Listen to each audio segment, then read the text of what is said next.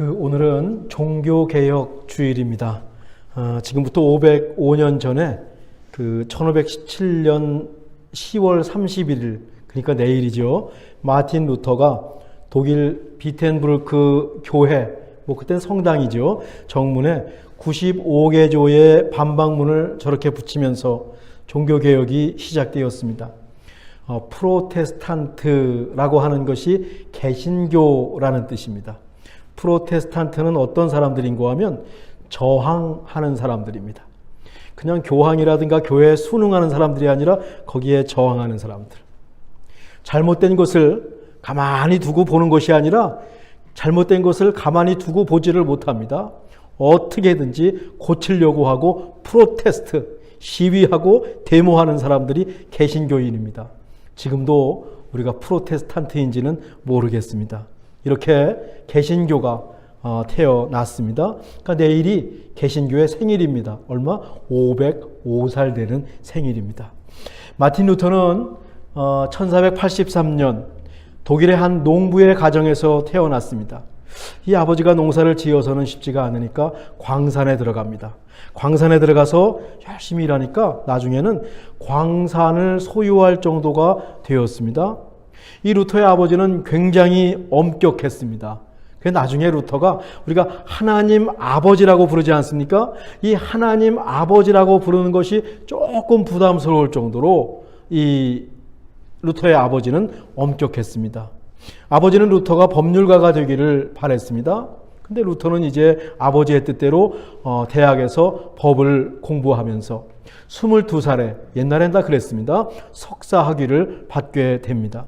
석사가 되고 그해 1월 달에 석사를 받고 그해 7월 2일 날 루터가 길을 가고 있습니다. 그런데 천둥번개가 치고 갑자기 소낙비가 내리더니 벼락이, 라이트닝, 벼락이 루터 옆에 딱 떨어졌습니다. 얼마나 놀랐겠어요. 화들짝 놀란 루터는 얼떨결에 엎드려서 서원을 하는데 이런 서원을 합니다. 성 안나여 살려주소서, 수도사가 되겠습니다.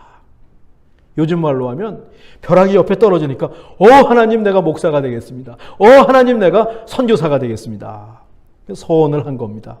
성 안나는 광부들이 섬기는 성자였습니다.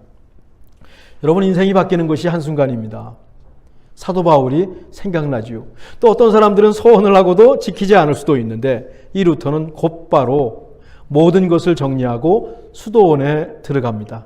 아버지는 많이 못마땅했습니다. 루터의 결심이 워낙 확고했어요. 근데 루터는 늘 고민이 많은 청년이었고 수도사였습니다. 이 죄의 문제를 갖고 루터는 씨름했습니다.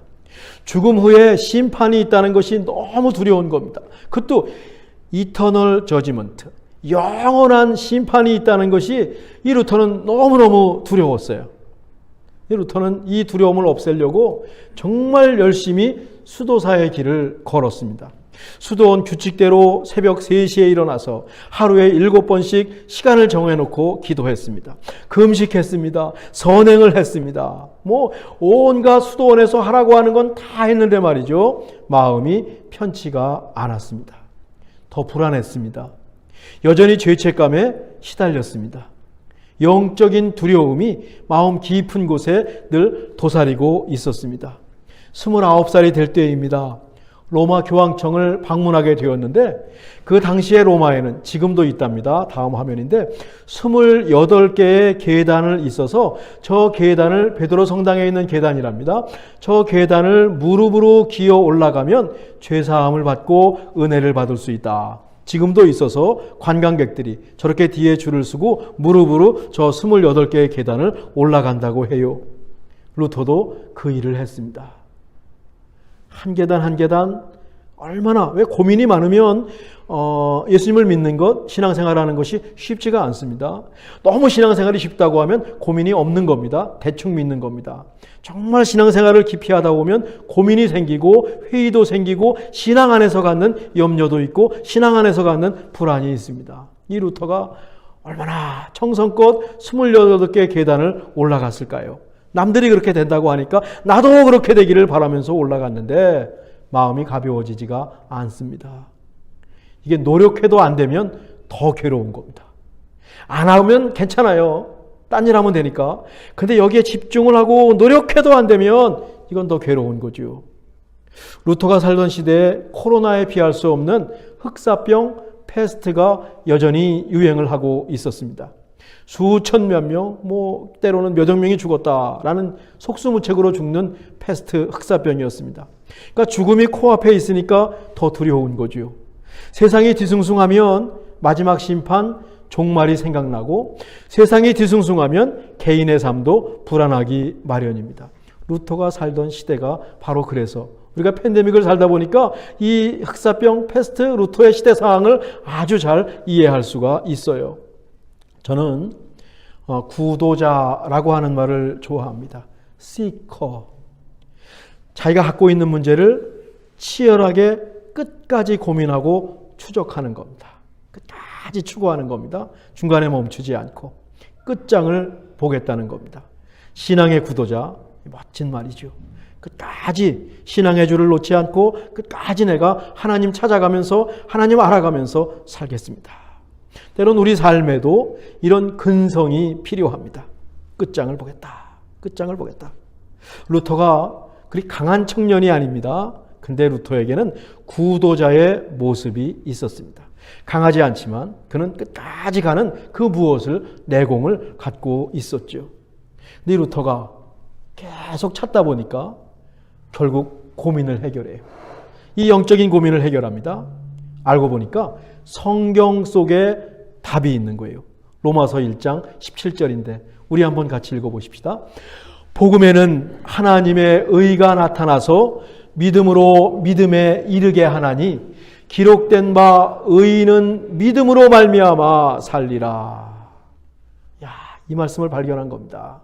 지금은 행함으로 하려고 그랬어요. 내가 무슨 일을 하려고 그랬어요. 내가 노력해 보려고 그랬어요. 근데 발견한 게 뭐냐면 내 안에 가능성이 없구나.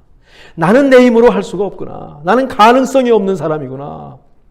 루터가 교황청 그 계단을 무릎으로 기어 올라가도 소용이 없었거든요. 내 안에 가능성이 없는데 어떤 낯선 것이 나와 상관이 없는 그 낯선 것이 내 안에 손님처럼 찾아오고 그 손님을 내가 영접했을 때 그것이 내 안에 찾아온 낯선 것이 나를 변화시키고 나를 새로운 사람으로 만드는군요. 그 낯선 의가 무엇입니까? 나를 찾아오신 예수 그리스도, 그 은혜가 바로 나를 새로운 사람으로 만들어 주는군요. 예수 그리스도를 마음에 영접했을 때 예수님께서 마음에 들어오셔서 자기를 변화시키시고 그 믿음과 은혜로 의롭게 됨을 깨닫게 된 것입니다. 행위가 아니라 믿음이 그리고 은혜가 답이었습니다.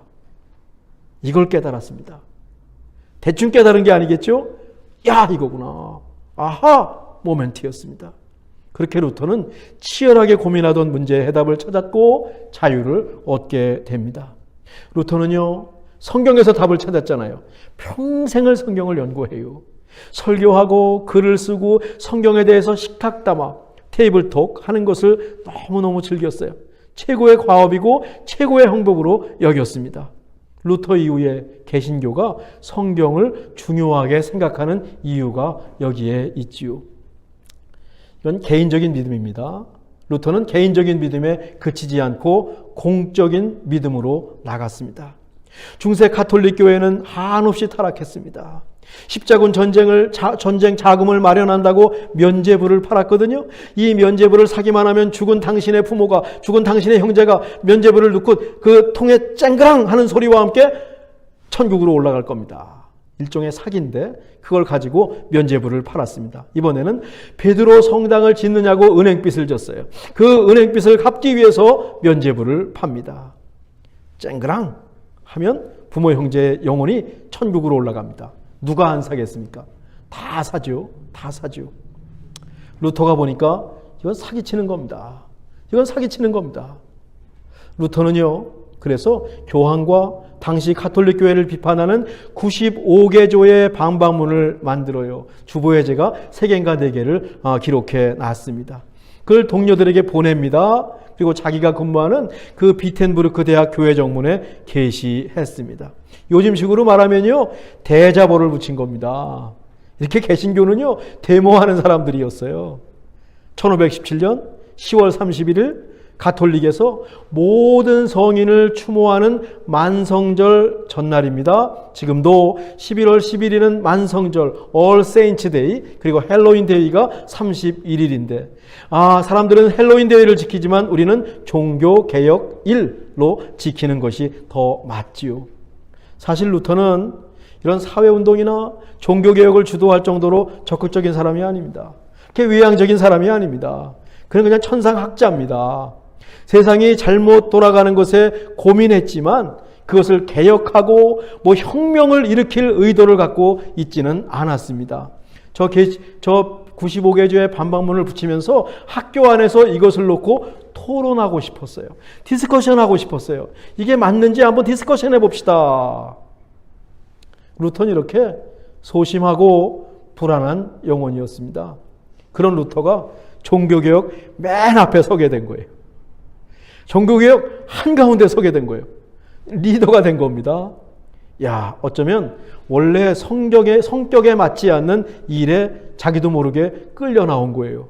얼마나 힘들었을까요? 루터가요, 평생을 힘들게 삽니다. 건강도 그렇고 불면증도 그렇고 그렇습니다.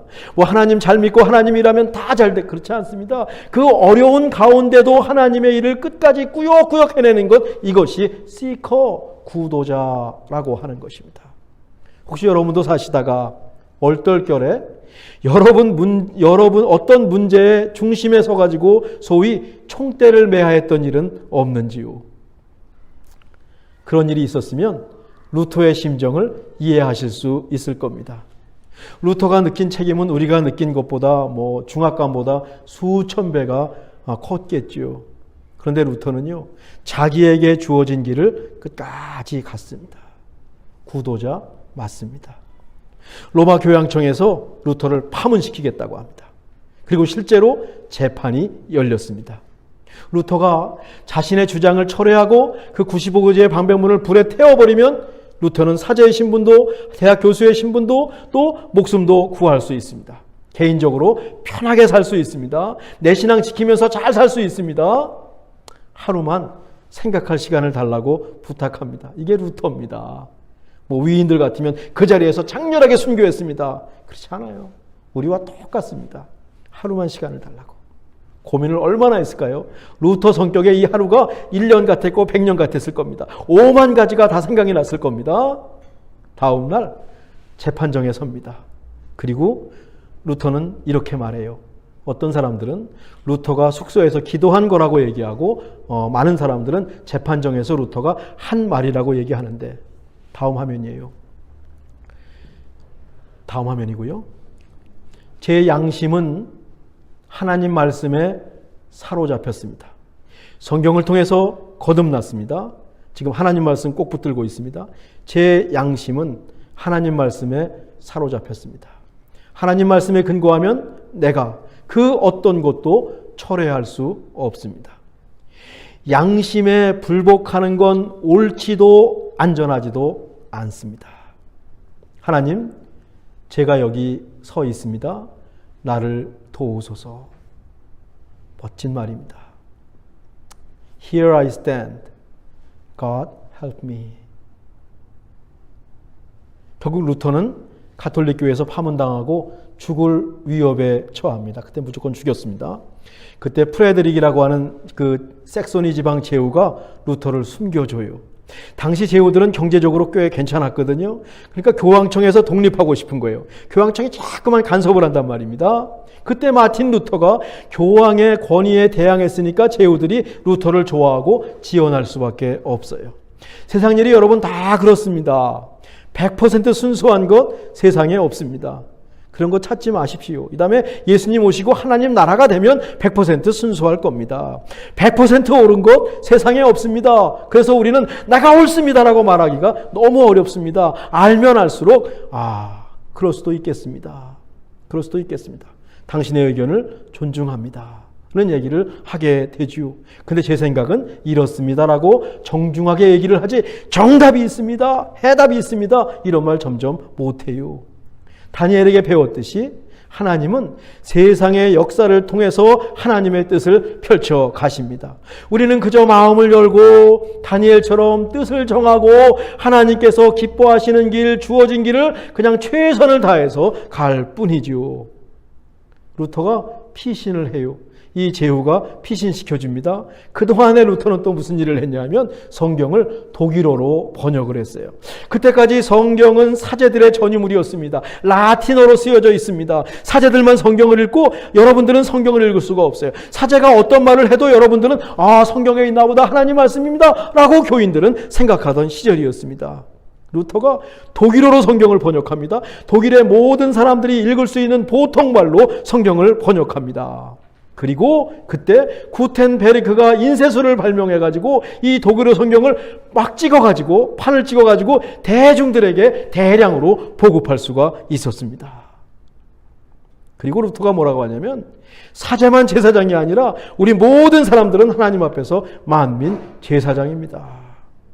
어제 제가 꿈을 꿨는데 우리 집사님 한 분이 앞에서 설교를 하시는 겁니다. 얼마나 열심을 하는지. 설교도 우통을 벗고 앞에 나가면서 막 설교를 하는데 너무 열심히 하는 겁니다. 꿈에서도 우리 집사님들 설교를 내가 좀 시켜야 되겠다. 그러고 깼습니다. 만민 제사장입니다. 우리 교회에서야 제 권위가 어디 있겠습니까? 그냥 그런 목사지요. 당시로서는 거의 혁명에 가까운 주장이에요. 목숨 걸고 바른 소리 한 겁니다. 프로테스탄트입니다. 사람들이요, 성경을 읽어보니까 사제들한테 배운 성경하고 다른 거예요. 사람들이 눈을 뜨기 시작합니다. 진실이 무엇인지 깨닫기 시작합니다. 무엇에서? 사람들의 말이 아니라, 유튜브가 아니라, 신문기사가 아니라 성경 속에서. 우리가 성경 공부해야 돼요.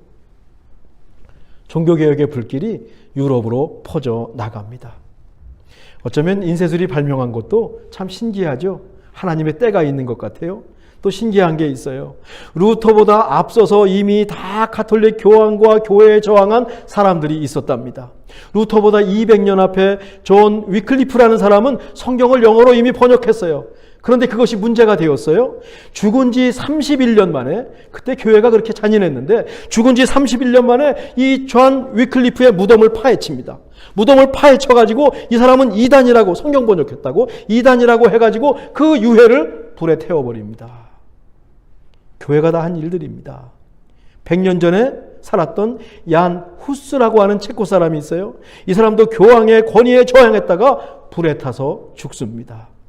어떻게 보면은요, 위클리프나 후스 같은 사람이 종교개혁의 씨앗을 심었어요.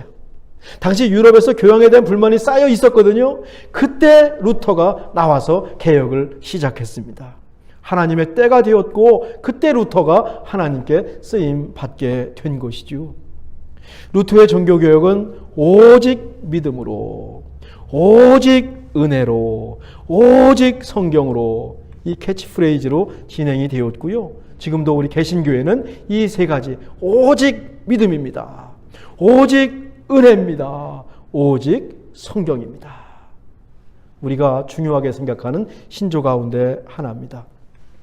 루터는 42살에 16년 연하인 카트리나 본 보라라고 하는 여인과 결혼합니다. 루터를 따르잖아요. 가톨릭에서 나왔잖아요. 그러면 신부도 그렇고 수녀도 그렇고 이제 결혼할 수 있는 거예요. 12명의 수녀가 결혼을 하려고 이제 서 있어요. 12명이 차근차근 다 결혼해서 나갔는데 이 마지막까지 카트리나가 남아 있는 겁니다. 짝을 찾지 못하네요. 이 카트리나는 속으로 루터하고 결혼하고 싶었어요. 또 루터 친구가 있는데 루터가 아니면 루터 친구하고 결혼하고 싶었어요. 결국 사람들이 중매를 해가지고 카트리나와 루터가 결혼을 하게 됩니다. 사랑이 전제된 그런 낭만이 있는 결혼은 아니었습니다. 루터는 결혼하지 않으려고 그랬어요. 늘 위험했거든요.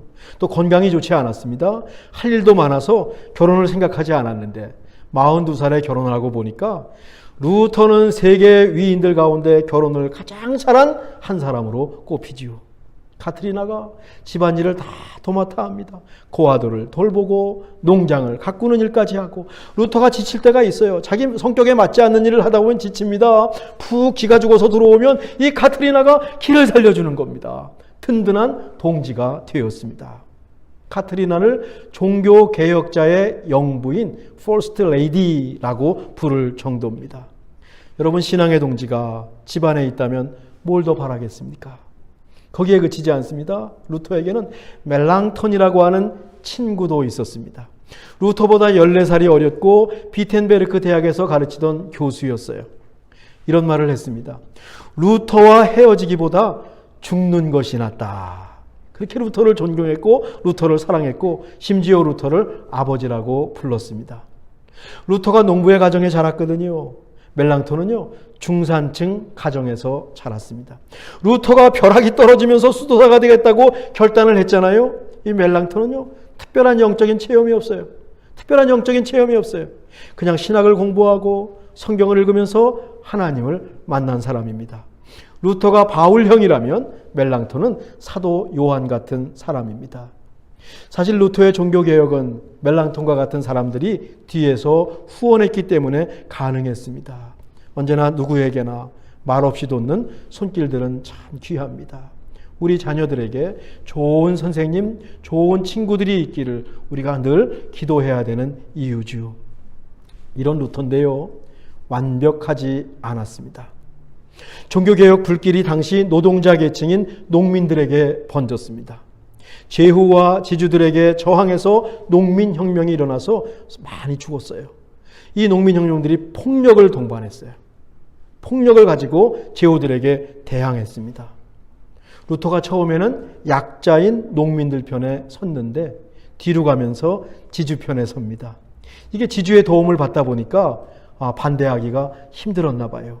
그러니까 농민들과 백성들로부터 원성을 샀습니다. 물론 루터는 폭력적인 시위는 반대한다라고 하는 이유가 있었습니다. 루터가 자기가 저항하던 이 카톨릭 전통을 그대로 이어받아서 유대인을 좋게 생각하지를 않았습니다. 심하게 유대인을 혐오했는데요. 나중에 히틀러가 반유대주의와 유대인들을 핍박하는 그 근거가 되었다라고 보는 이론도 있습니다. 독일의 많은 루터파 교회가 나중에 히틀러를 지지한 것도 같은 맥락이 아니겠느냐라고 하는 의견도 있습니다. 로마서에 믿음과 은혜를 강조하다 보니까 행함을 강조하는 야고보서를 지푸라기 서신서라고 말했어요. 에피슬 오브 스트로라고 말했어요. 성경에서 하나를 뺀다면 나는 야고보서를 뺄 수 있겠습니다. 루터가 뭔데 성경을 빼겠습니까? 하나님 말씀을. 그 정도로 야고보서를 무시했어요. 그러다 보니까 루터 이후에 종교개혁 개혁신앙하는 사람들이 로마서를 강조했지 야고보서를 무시하기 시작했고, 믿음으로 구원받는다는 얘기를 하다가 행함을 무시하기 시작했습니다. 언밸런스가 났지요. 무조건 믿기만 하면 다 된다. 행함이 뒤로 밀리게 하는 안타까운 현상도 생겼습니다. 함께 가던 동지들과 신학적인 견해가 달라서 헤어지기도 하고 서로 논쟁을 하는 일도 생겼습니다. 종교개혁자 루터의 어두운 면이죠. 아무리 유명하고 훌륭한 인물이라도 완벽할 수는 없는 것 같아요. 자칫 사람을 두고 완전하다고 말하면 교황을 섬기는 것과 같은 실수를 또 범할 수 있겠습니다.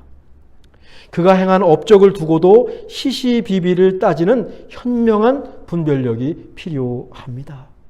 사람에게 매이지 않고 하나님께 매이는 것이 올바른 신앙입니다. 그리스도인의 길입니다. 하나님이 우리의 표대이자 하나님의 기준이지요. 루터가 했던 것을 그래서 그대로 답습할 것이 아닙니다. 루터도 완벽하지 않았습니다. 무엇보다 루터가 사는 시대와 우리가 사는 시대가 다릅니다. 대신 종교개혁주의를 맞으면서 우리 자신을 돌아보고 특히 팬데믹 이후의 기독교의 모습도 생각하면서 끊임없이 자기 반성과 개혁이 있어야 할 줄 믿습니다.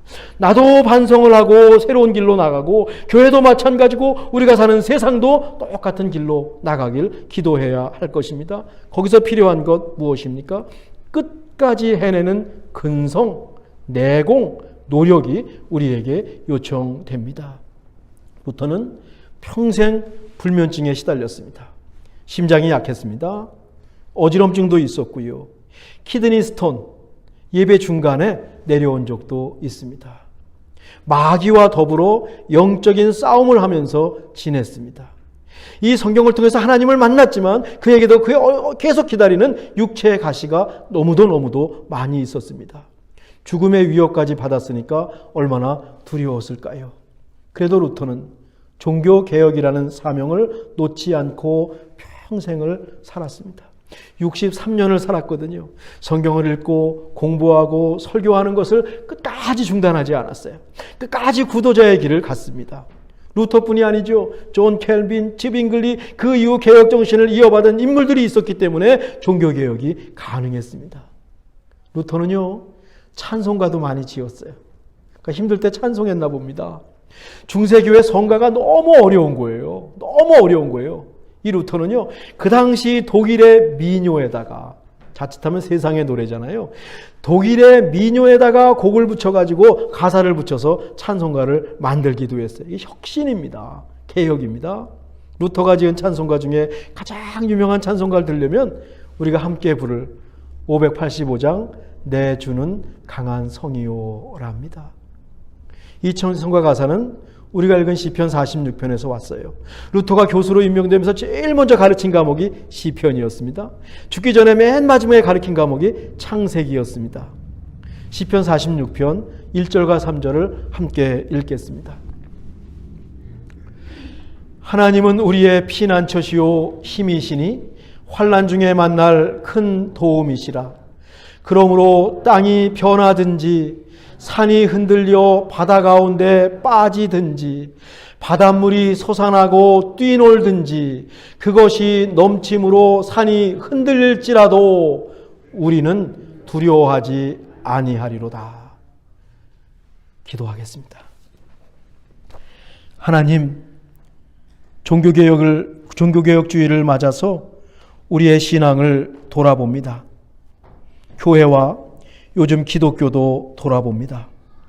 목숨 걸고 바른 길, 온전한 신앙을 외치고 개혁의 길을 갔던 마틴 루터와 개혁자들의 신앙이 여전히 우리 안에 있는지요?